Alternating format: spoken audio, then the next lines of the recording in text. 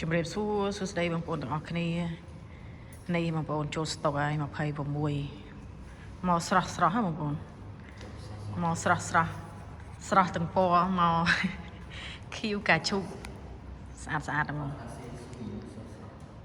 ស្រស់បាច់ផ្លាស្ទេទេហ្នឹងស្អាតស្រាច់កាលេខភាសាអីវ៉ាន់នេះសាក់ភ្ញៀវកក់ឲ្យបងប្អូនអញ្ចឹងយើងកាលេខដាក់ធ្វើផ្លាកលេខឲ្យគាត់ទៅដល់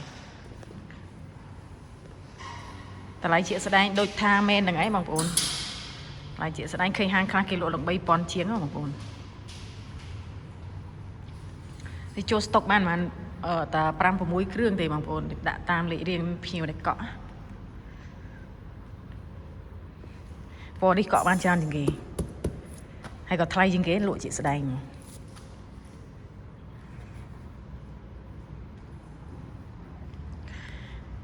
អានេះប្រភេទរលោងបងប្អូនប្រភេទរលោងហ្នឹងបងប្អូនរូបរាងវានៅតែដែរទេបងខុសពណ៌តិចសំខាន់វាខុសអានេះអត់មានកុងតាក់បិទបើកភ្លើងលេខតួលេខម៉ាស៊ីន KT 110.K បងប្អូនអានឹងលេខរៀងរបស់ក្រុមហ៊ុនចំដែរនេះសម្គាល់ខ្លាំងជាងគេនៅកន្លែងហ្នឹងឯងបងប្អូន KT 110K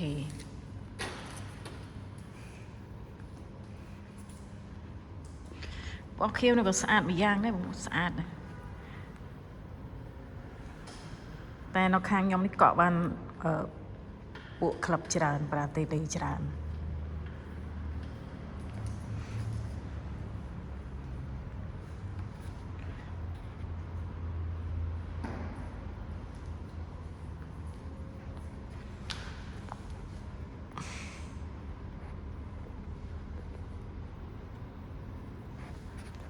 ស្អាតម្យ៉ាងម្នាក់ដែរណា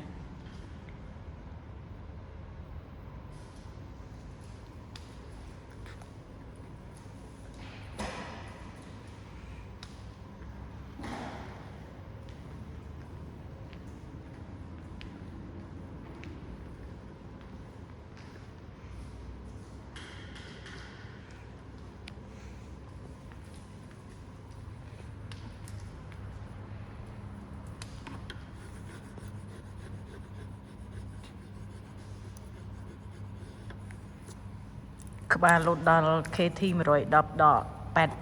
82 0